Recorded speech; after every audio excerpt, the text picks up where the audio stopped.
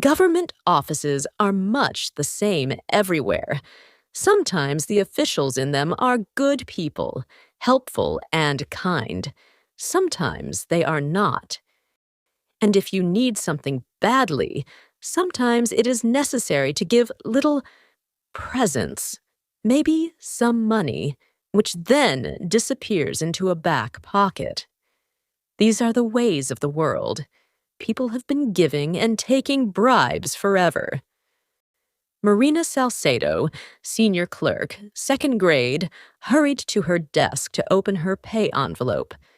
It was the 15th of July, and tomorrow she was leaving for Manila to get the promotion that she had been promised for 5 years. She had worked in the ministry for 20 years, and in the last 5 years, the cost of living had risen greatly.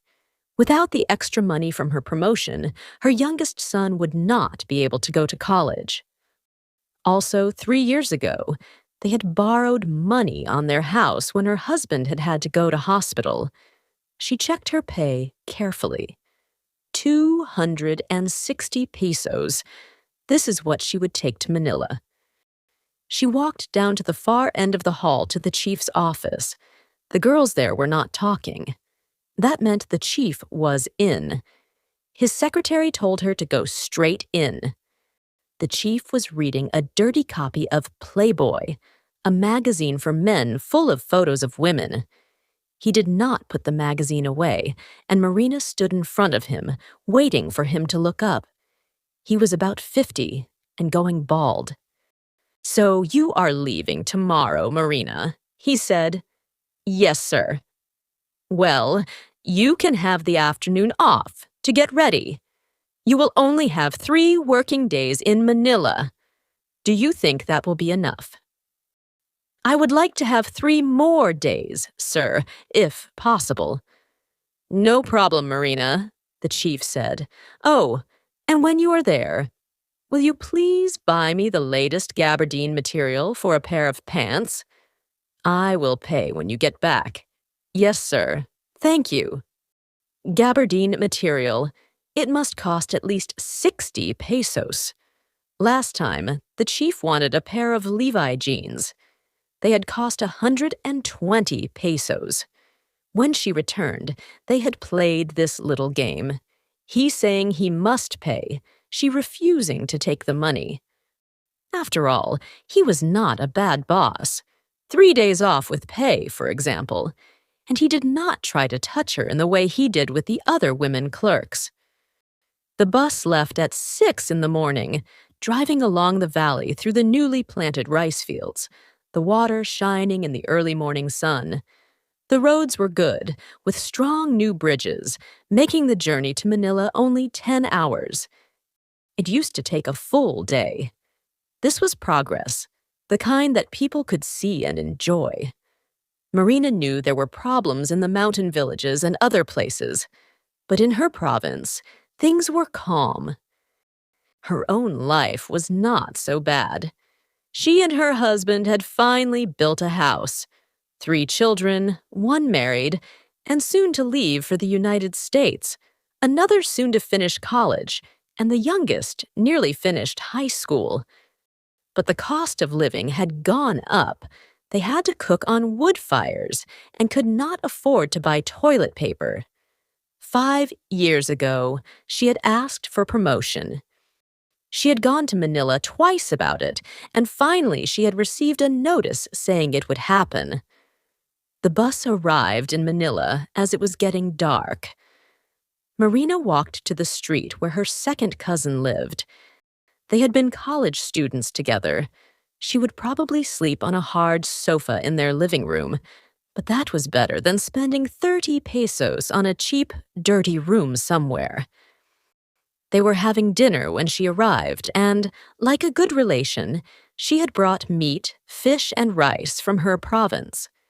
They seemed pleased to see her, but Marina noticed that her cousins soon asked, "When will you leave?" "I won't be here more than a week," she said, "and I won't eat here. I'll spend every day at the ministry, following up my papers."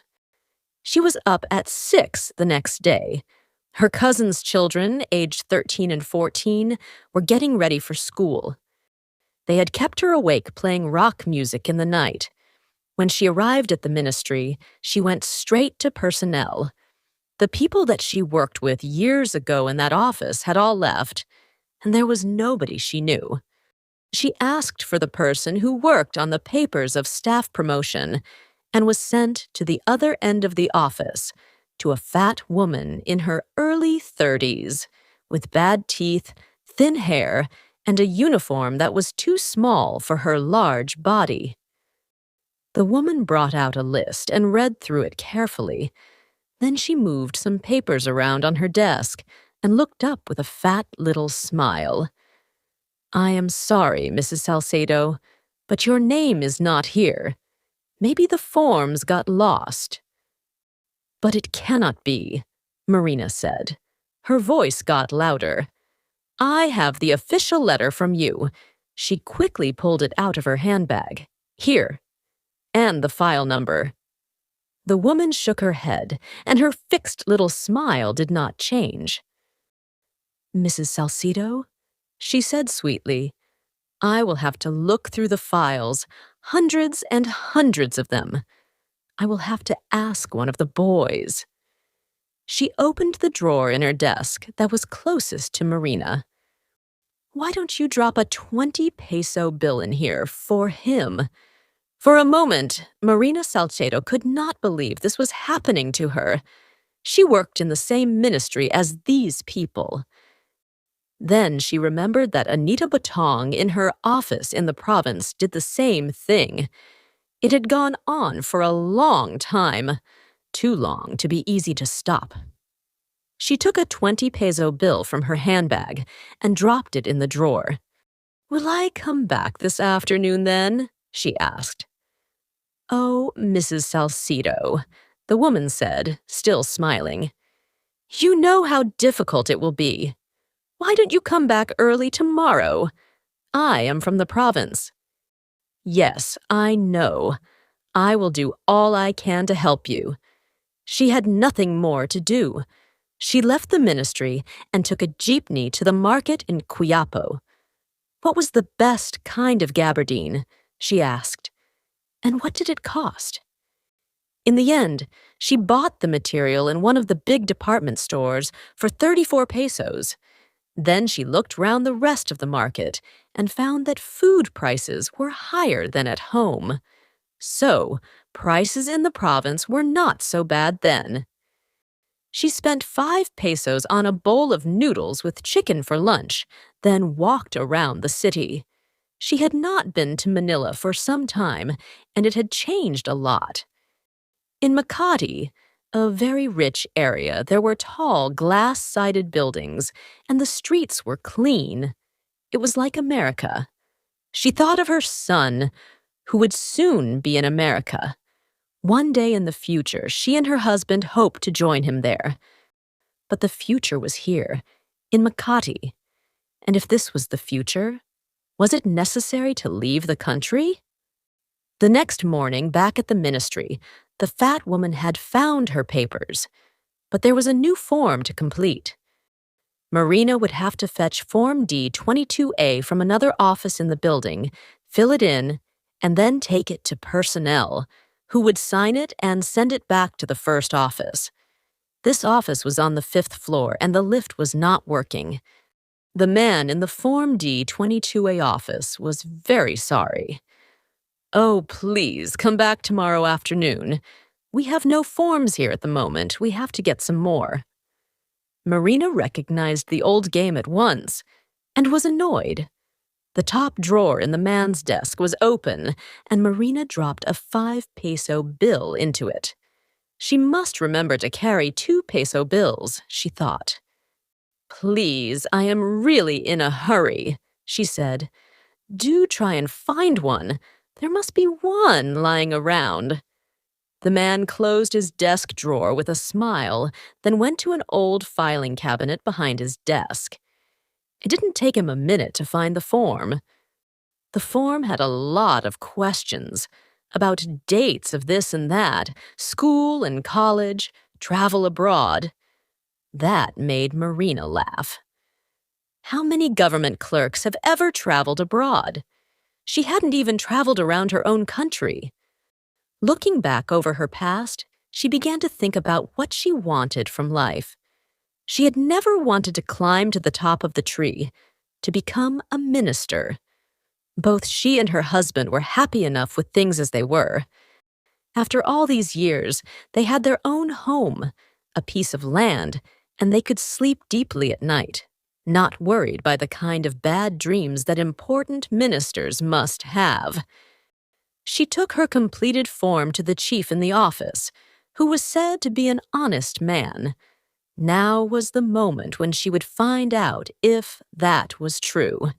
She waited and waited, and was at last called over to the glass-topped desk where Chief Bermudez was sitting. "Well, what is your problem?" "My promotion, sir," Marina said. "I've been waiting a long time for it." She put her papers on the desk in front of him. Chief Bermudez read them all carefully. "Well, Mrs. Salcedo, everything here seems all right. You know what to do next.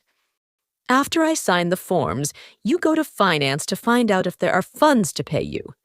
If there are, the minister will sign the papers, and you will have your 100 pesos a month. And I think your pay rise should start at the beginning of this year to give you those extra months. I will make sure that happens." He began to sign the papers. "I know you have worked for the ministry for a long time. Things happen too slowly sometimes. I should not tell you this, really. But we must be patient. We must push and push and push. But only gently." He smiled. "Good luck with finance." They were now alone in the room. "Is that all, sir?" said Marina. "Why, is there something that I have forgotten?" In her surprise, Mrs. Salcedo forgot to thank him. At the door, she decided that Chief Bermudez was a good man. Perhaps she should buy him some gabardine material, too. After all, he had added several extra months to her pay rise. After a quick lunch, just some bananas and a drink, she went to finance. The girls in the office were sitting talking or reading newspapers or doing nothing. The finance chief, she was told, was out and would not be in until tomorrow. Marina left and decided to go and see a movie. The next morning, she was back in finance before 8 o'clock. She noticed that the office had several pretty girls, and they seemed to do nothing. At 8:30, the finance chief arrived, Julio Lobo, one of the top men in the ministry. He was wearing a brown gabardine suit. She recognized the material at once. She went into his office. Chief Lobo was reading some files and adding up some figures on a calculator. He looked up at her. There were heavy bags under his eyes, and his thick lips smiled. "Yes?" Mrs. Salcedo explained her story, telling him she was from the province. "You can leave your papers here," he said, still smiling. "I am in a hurry. I have a meeting in another town today and will not be back until 5. You can come and see me then." Marina now had to wait all day, and this endless battle to get her promotion was giving her a headache. But it could be worse in other ministries. She knew a teacher who had to pay 1,000 pesos just to move to another town. It was raining outside, so she decided to stay in the building and visit the education office, where she had friends. At 3 o'clock, she went back to wait outside Chief Lobos' office and tried to read a novel, but it did not hold her interest. The pretty girls in the office were all talking about the disco they were going to that evening. At 5, Chief Lobo arrived, and some of the girls went in and out with papers. When they had left, Marina went in. "Ah, Mrs. Salcedo. Yes, your papers are still here. I will work on them tomorrow, Saturday." Did you know I work even on Saturday? No, sir. Well, I do. He smiled, showing teeth yellow from cigarette smoke. He looked at his desk diary, then at her papers again. 100 pesos a month. Why, that's 1,200 pesos a year. Surely you can afford to buy me a 40 peso dinner. Yes, of course, sir, she said. Well, then, my favorite Japanese restaurant is in Ermita. It's easy to find. I'll be there on Sunday evening at 7. I will have your papers all finished. I see no problem, really. Thank you, sir, Mrs. Salcedo said. 40 pesos. If she did not eat, she could afford the meal. She would still just have enough to buy her bus ticket. During Saturday and Sunday morning, Marina did not leave her cousin's apartment. Going out meant spending money. So she made rice cakes, cleaned her cousin's kitchen, and washed the floor and the walls in the living room. When the family came home Saturday evening, the place was shining clean, and her cousin was very pleased.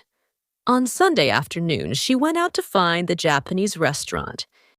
It was mostly foreigners eating there, and it looked very expensive. She would have to give the waiters something, too. She must be honest with Chief Lobo, tell him that she did not have the money, that she would give him a present later when she had got her pay rise. From there, she went to the Manila Hotel, where in 1955 she had danced with her boyfriend, later her husband, when they finished their university studies. It was pleasant to remember those days. But the hotel had changed. It was all new inside, with thick carpets and fine wooden furniture. She saw the coffee shop, but she could not afford even 1 cup of coffee, so she sat on one of the deep, soft sofas, watching the beautiful people walking past. So, there was progress under the government's grand new plan, as this fine hotel showed.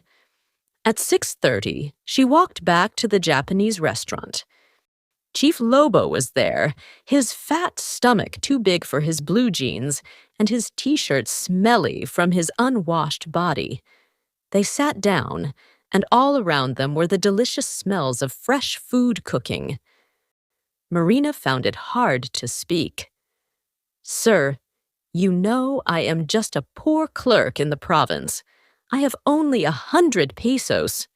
Chief Lobo's hand came down heavily onto her knee and stayed there.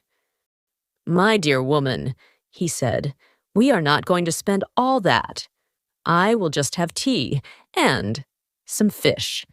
Too much food is bad for me, but making love is not bad for me.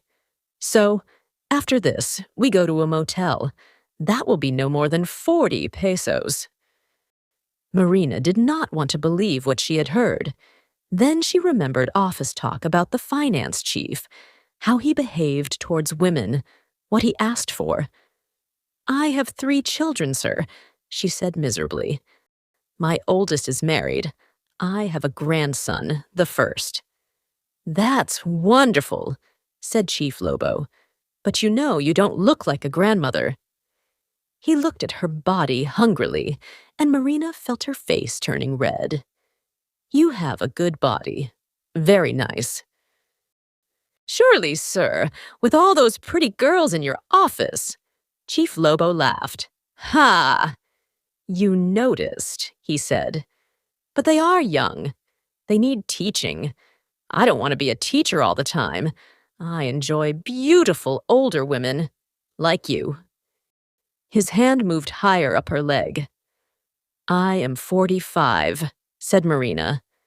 But you don't look 35, he said. She followed him to his car outside in the street. Her mouth was dry with fear. She must be good to him. The future was in his hands. She tried again and again to talk him out of it, but he did not listen. Alone with him in the motel room at last, she begged him one more time. Sir, please. I will give you half the money I get from my promotion. I promise. Chief Lobo looked at her in surprise. Stupid girl, he said angrily. It's not money I need. He began to take off his shoes. When she did not move, he shouted at her, Take off your clothes! My poor husband, my poor children, Marina cried softly as he began to touch her. She was back at the apartment at 9. She took a long shower, hating Chief Lobo, hating herself, hating the world. How would it be tomorrow when she saw him again? He had not even brought her papers as he had promised. She did not sleep much that night. When morning came, she knew she must go on, finish the job. After that terrible evening, there was no battle that she could not fight. Nothing could stop her now. Chief Lobo's thick lips smiled at her when she came in. We will go up to the minister's office now, he said, standing up and picking up her papers.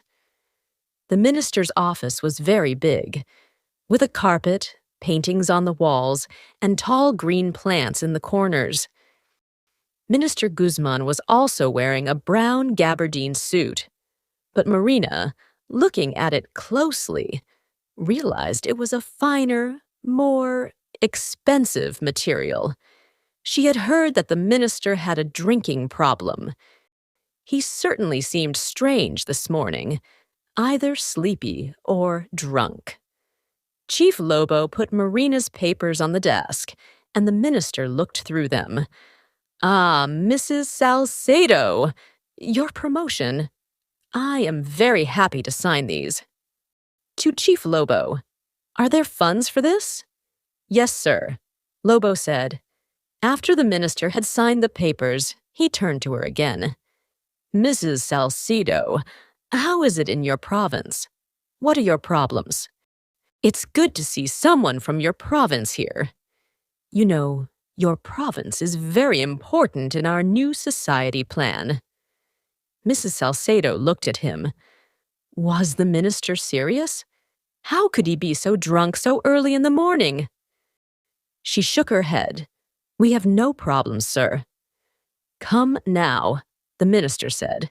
Be honest. We need the truth, the facts. Only that way can we make progress.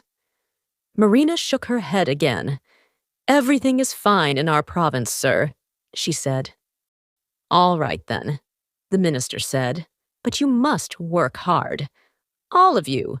You must remember we are building a new society, progress for the people, a country to be proud of. He seemed to be talking to everyone in the office. Yes, sir, Marina said. We must all work together. Progress. Promotions are wonderful, but we must work for them. Progress. After Marina had bought her bus ticket, she had 2 pesos left. She had made 3 meat sandwiches at her cousin's, and that would have to be enough until she got home. When the bus arrived in her town, it was past 6 and already dark. To save money, she decided to walk home from the bus station.